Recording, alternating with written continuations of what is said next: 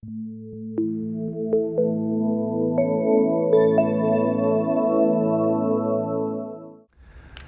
여러분 체력이 많이 강화되셨죠?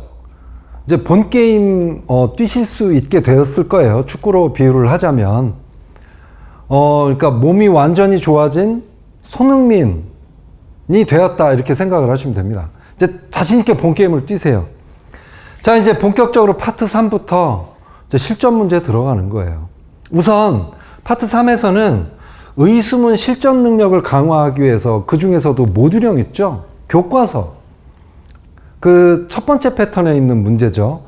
근데 요즘 이 교과서 문제 그 비중이 상당히 늘어나고 있잖아요. 서울교통공사 같은 경우는 작년하고 올해 상반기 같은 경우는 거의 뭐 80% 이상을 교과서에서 냈는데, 여러분들이 그 교과서 공부하는 시간을 좀 많이 줄일 수 있도록 이론을 정리를 해서 앞에 실어드렸죠. 그러니까 10과목에 대한 이론이 다 책에 실려 있어요. 우선 3과목 실려 있고 나머지는 이제 7과목 할 때 7과목 실려 있고. 그런데 그 이론 부분은 제가 따로 강의를 안 해도 되겠다고 생각을 좀 했습니다. 그 이유가 다른 교재들 보면 이론을 많이 그 아주 핵심만 이렇게 추려서 했더라고요. 그런데 물론 그것도 도움이 되겠죠. 근데 저는 좀 분량을 많게 하면서 약간 그 내용을 좀 상세화 시켰어요. 그러니까 혼자서 직접 공부하시기에 딱 좋을 겁니다. 근데 그럼에도 불구하고 요 이론에 대해서 좀 뭔가 좀 강의를 듣고 싶다 하시는 분들은 공중모 메뉴에 보시면 김세준 NCS라고 있어요. 거기에 그 이론 부분을, 교과서 이론 부분 강의한 내용을 그쪽에 저희가 유튜브에다가 제가 강의해서 올려놓은 게 있거든요. 그 링크를 그쪽에 다 붙여놓도록 하겠습니다. 그걸 보시면 이 이론 부분 따로 공부하는 그런 데 있어서 큰 도움이 될 거라고 생각이 됩니다. 자, 그거 참고해 주시고요. 자, 여기서는 그 뒤에 붙은 그 3과목에 대해서 20문제씩 붙어 있잖아요. 그 60문제를 과목별로 20문제씩 끊어서 이렇게 풀어보는 걸로 해보도록 하겠습니다. 자, 일단 이론 공부를 먼저 마치신 다음에 요 문제 풀이 강의를 좀 들어주셨으면 좋겠습니다.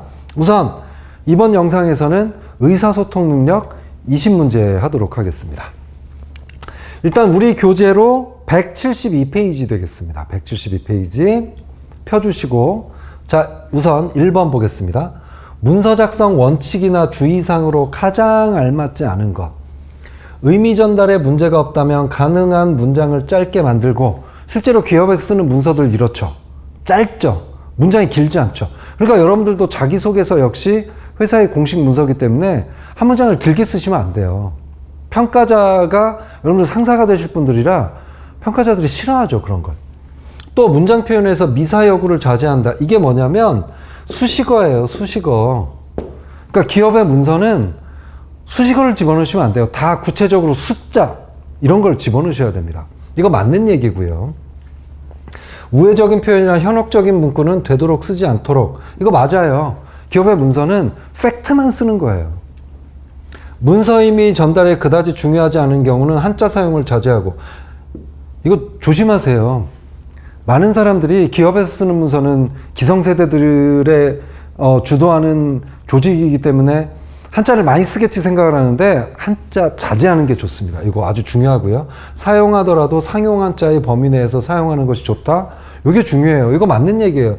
그래서 필기 문제가 나올 때 상용 한자 위주로 나오는 거예요. 문서 작성의 이유와 배경을 알 수 있도록 문서의 주요한 내용을 맨 마지막에 쓴다. 말도 안 돼요. 주요한 내용은 처음에 써야 됩니다. 그러니까 정답은 4번. 이거 두 갈식 얘기죠. 그 다음에 문서 내용에 들어가는 금액, 수량, 일자 등은 사소한 부분까지 정확하게 써야 한다. 이거 정말 중요한 내용이죠. 사소한 부분까지. 뭐 다양한 이런 표현 쓰면 안 돼요. 자기소개서도 그러니까 숫자가 많이 나와야 점수가 좋은 거예요.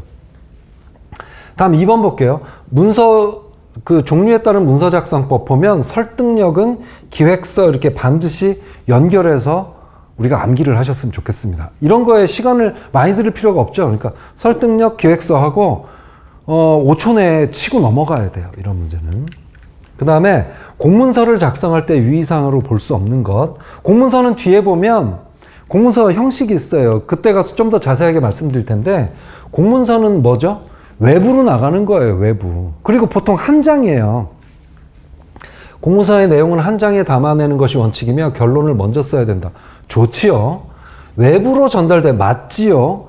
누가 언제 어디서 무엇을 어떻게 정확하게 드러나도록 작성해야죠.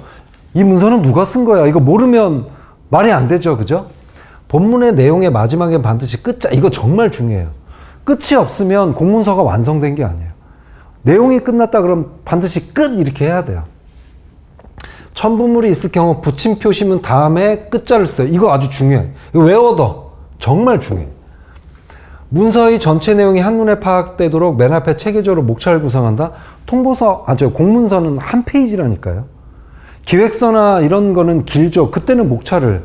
그래서 요거는 볼 수 없는 것 정답은 4번입니다. 공문서에는 목차 이런 게 들어가진 않아요. 연도 월일을 함께 기입하여야 하면 날짜 다음에 괄호를 사용하고 마침표를 찍지 않는다. 이것도 중요한 원칙이니까 외워두시면 되고 정답은 4번입니다. 4번은 다음은 한국토지주택공사에 근무하는 백대리가 작성한 문서들이다. 문서의 종류가 다른 하나는 혹시라도 이런 문제가 나오면 문서를 받는 그 대상이 누군지를 한번 보세요. 여기 보면 임원, 상사님, 전략사업본부장, 상사님, 여기 본부장님, 상사님, 팀장님, 상사님. 그런데 3번 같은 경우는 보면 건설기술본부, 조직에 가는 거죠. 정답은 3번. 이런 식으로 찾으셔도 돼요. 괜찮죠? 이런 방법. 다음에 나오는 설명들은 설득력 있는 의사표현 지침들 중에서 어느 것에 해당되는 것인가? 우리가 그 이론을 공부하다 보면 세부적으로 공부를 하지는 못하는 경우도 있고 시험장에 갔는데 이론 공부를 했는데 기억이 안 나는 경우도 있어요. 그럴 때는 상식적으로 한번 생각을 해보세요.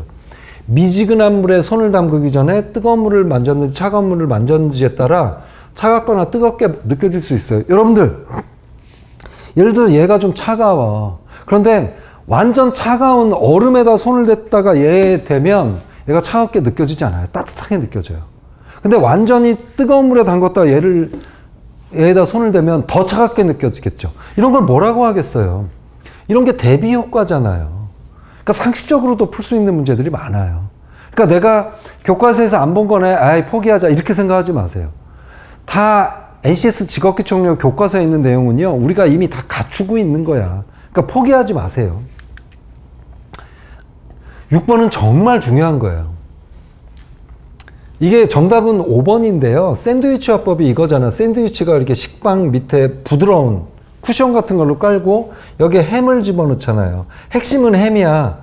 우리가 하고 싶은 얘기는 오타에 대한 내용이에요. 그런데 오타 내지 마세요 이러면 기분 나쁘잖아. 그러니까 앞뒤로 칭찬, 격려 이걸 먼저 해주고 오타 내지 마세요 그러면서 그러면 더 돋보일 거예요. 이렇게 얘기를 해주는 걸 샌드위치 화법이라고 하죠. 정말 중요해요. 외우세요. 자, 그 다음에 대화를 통한 경청훈련을 할 때 여러분들 경청 복습해 봅시다. 우리 교과서에서 봤잖아. 경청이란 뭐죠? 적극적으로 듣는 거예요. 적극적으로 듣는다는 얘기는 뭐죠? 제스처 해주는 거예요. 제스처. 손으로. 그 다음 반응도 해주고요. 중간중간에 질문도 던져주고요.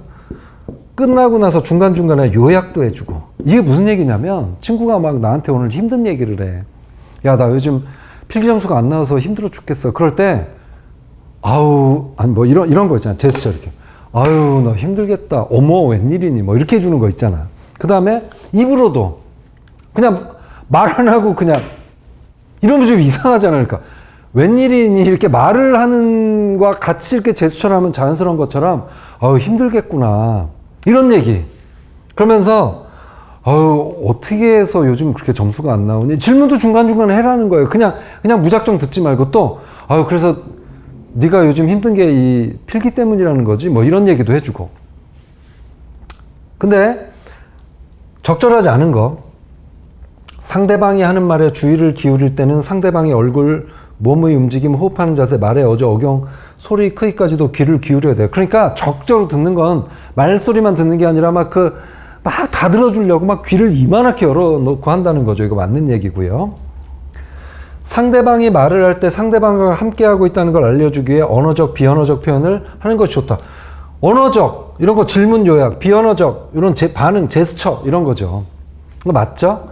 상대방이 하는 말에 대한 자신의 이해와 정확성을 확인하고 상대방의 메시지를 공유할 수 있도록 하기 위해서 요약, 있죠, 요약. 상대방이 하는 말에 집중하기 위해 불필요한 동작이나 맞장구 등은 삼가하는 거 좋다, 말도 안 돼. 정답 4번. 왜라는 질문은 부정적, 추궁적, 강압적인 표현으로 사용하지 않는 것이 좋아요. 이거 맞는 얘기예요. 이게 무슨 얘기냐면 중간에 질문을 중간중간 던지라고 그랬잖아요. 아유, 힘들었겠다. 어떻게 공부를 했길래? 아유, 걔가 그랬어? 아유, 그래서 너는 어떻게 했어? 이렇게 질문을 던져주라는 건데, 왜는 하지 말라는 거예요, 경청할 때. 너 왜 그랬어? 이런 거, 기분 좋아요, 안 좋아요? 그러니까 피해야 돼요. 그러니까 5번은 그런 의미입니다. 자, 근데 8번은 우리가 특히 사장단 회의에서 브리핑을 한대요. 친구들 앞에서 수업 시간에 발표하는 것도 떨려 죽겠는데 사장단 앞에서. 그러니까 떨지 않기 위해서는. 근데 누군가 조언을 했는데 적절하다고 보기 어려운 것은 뭐냐면 높으신 분들만 든다고 생각하면 더 떨려. 그러니 권대리가 유치원생들에게 말도 안 되죠. 상대방을 유치하게 보면 그 사람을 존경하고 이런 마음이 생기겠어요? 바로 답 나와. 그러니까 상식적이야. 모듈형 문제는. 자, 9번. 이거 정말 중요해요. 나중에 이론 부분 다시 돌아가서 경청을 하는데 반대가 되는 습관이 있는데 제일 많이 나오는 게 크게 짐작하기, 그 다음에 조언하기, 슬쩍 넘어가기. 요 세 가지가 제일 많이 나오는데 이게 다 사례로 나와. 이런 식으로. 짐작하기는 뭐죠? 상대방이 얘기를 하는데 경청은 맞장구 쳐주고 아 그랬어 이래야 되잖아요. 근데 속으로 혼자 생각해.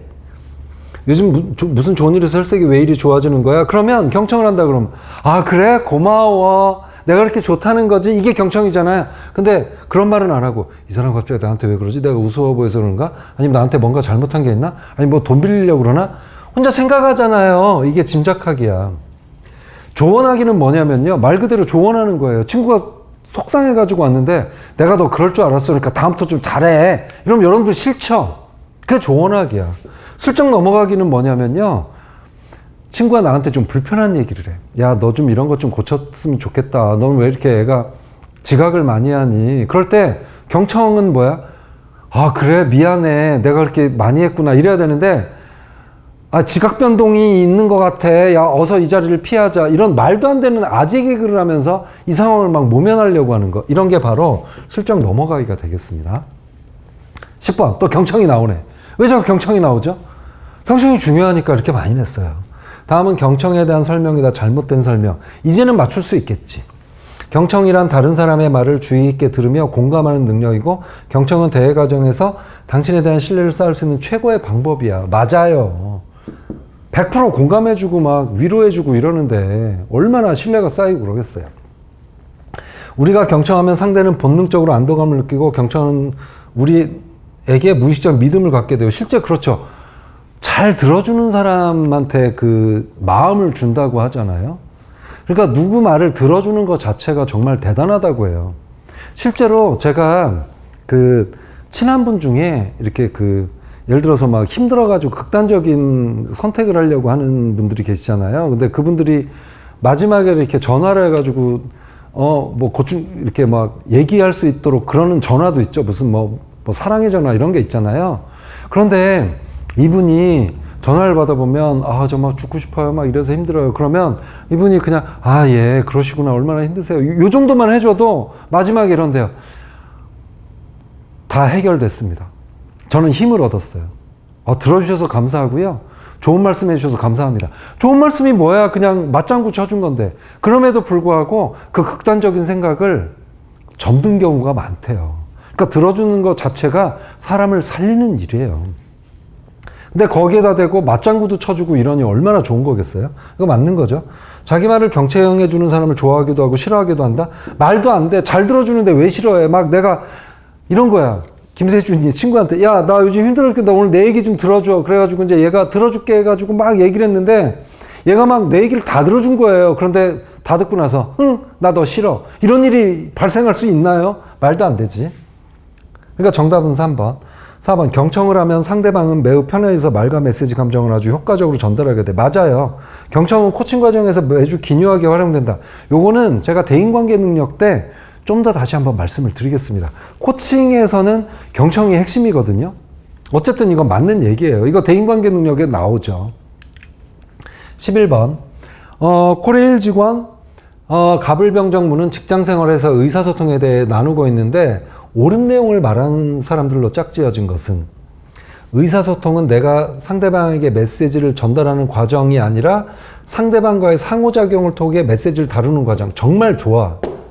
그러니까 중요한 건 상대방이 어떻게 받아들일 것인가를 반드시 고려해야 이 내용이 중요한 거예요. 맞아, 갑. 얘들은 벌써 탈락. 을. 메시지는 고정된 단단한 덩어리가 아니라 유동적이고 가변적이에요. 실제로. 상호작용에 따라 다양하게 변형될 수 있죠. 우리가 살면서 느끼잖아. 세대 간에 또 뭐 메시지가 다르게 받아들여지고 막 그러잖아요. 그래서 세대 간에 갈등도 벌어지고. 그러니까 을 맞아. 을 들어간 거 얘 지워줘야 돼요. 그러면 이제 답이 둘 중에 하나네요. 그럼 병 봐. 조직의 구성원은 다양한 사회적 경험과 사회적 지위를 토대로 한 개인의 집단은 동일한 내용을 제시하더라도 각각 다르게 받아들이고 반응해. 그렇잖아요. 기성세대와 신세대가 같은 내용을 다르게 받아들인다니까요. 병도 맞아. 벌써 정답 5번 나왔어요. 얘네 안 봐도 돼. 이렇게 시간을 줄이셔야 돼요. 그러니까 이런 게 다양한 걸 고를 때는 다 읽고 나서 이렇게 동그라미 이렇게 하고 나서 하지 마시고요. 하나하나 하면서 지워나가세요. 그럼 빨라요. 물론 공부할 때는 이 두 가지도 한번 다 잘 읽어보셔야 되겠지. 그죠? 자, 그 다음에 병, 정 다 맞는데 그 무는 왜 안 맞냐면 의사소통이란 다른 이해와 의미를 가진 사람들이 공통적으로 공유할 수 있는 의미와 이해를 만들어내기 위해 여기까지 맞아. 근데 서로 언어 또는 문서만으로가 아니라 비언어적인 그 요소까지도 포함해서 그러니까 여기는 지금 비언어적인 방법이 빠져 있는 거예요. 그래서 이건 안 맞아. 그래서 정답은 5번 되겠습니다.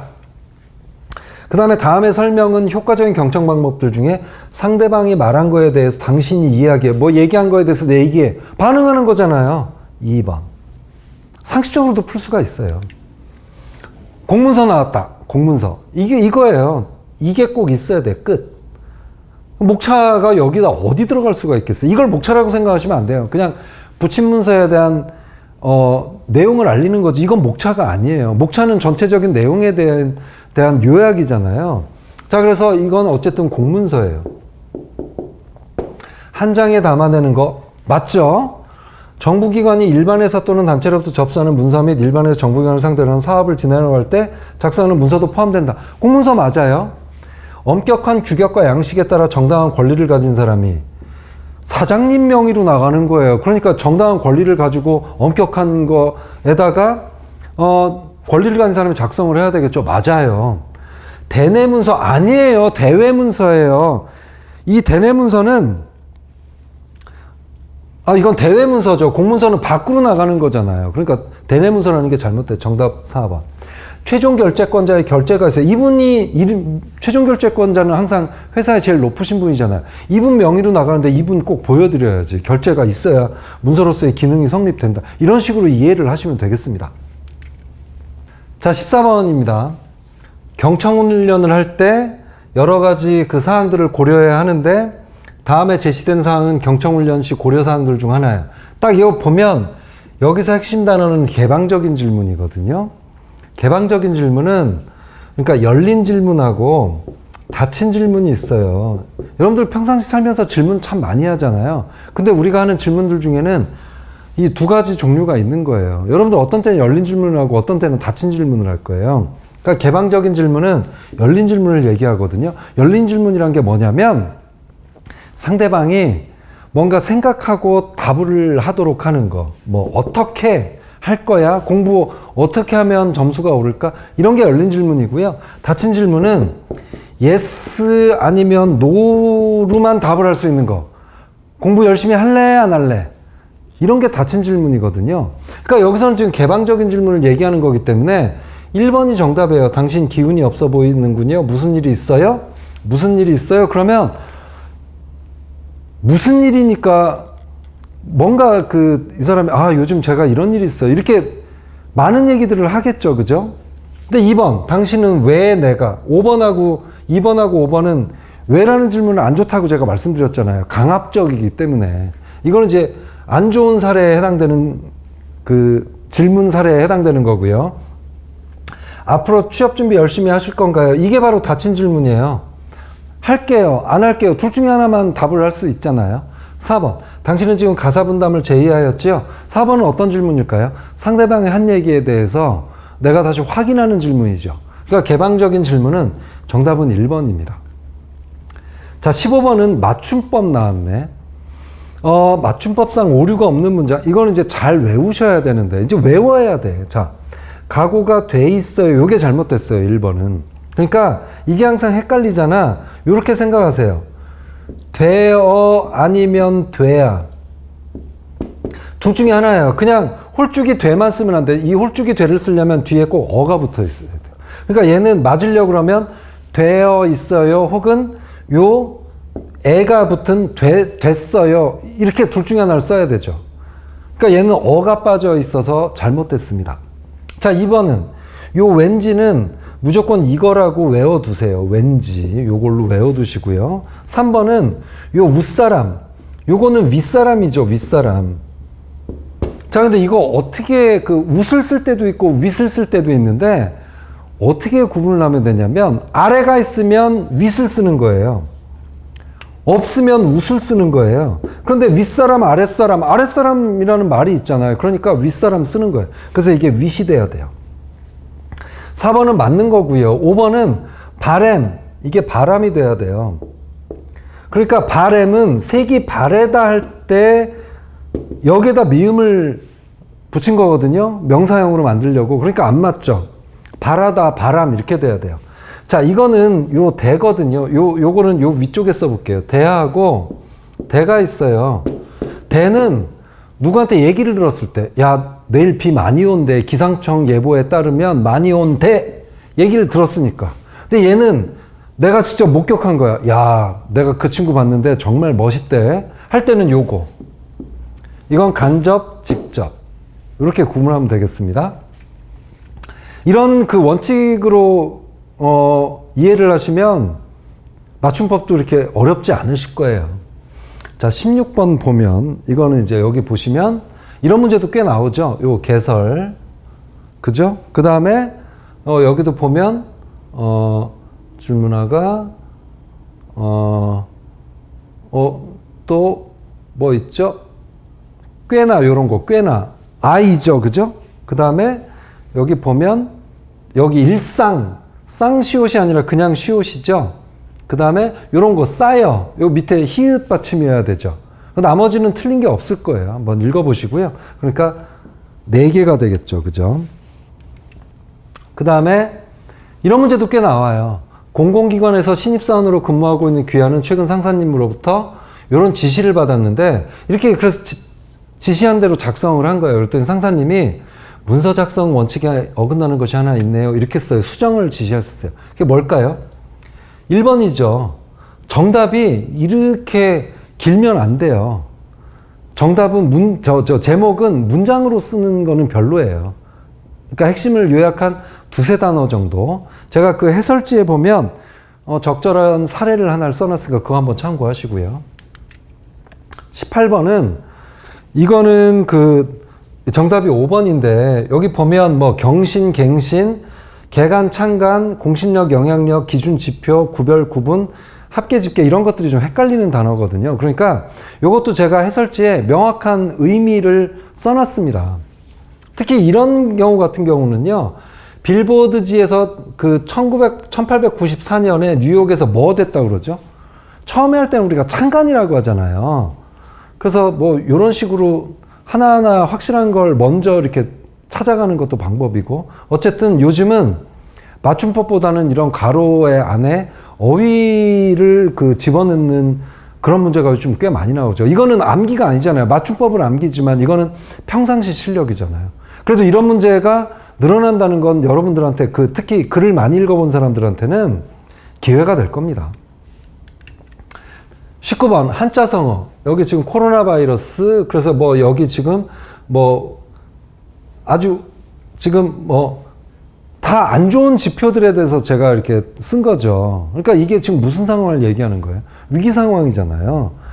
그래서 누란주의, 백척간도, 명제경각, 풍전등화 다 위기를 얘기하는 건데 간담상조는 그거예요.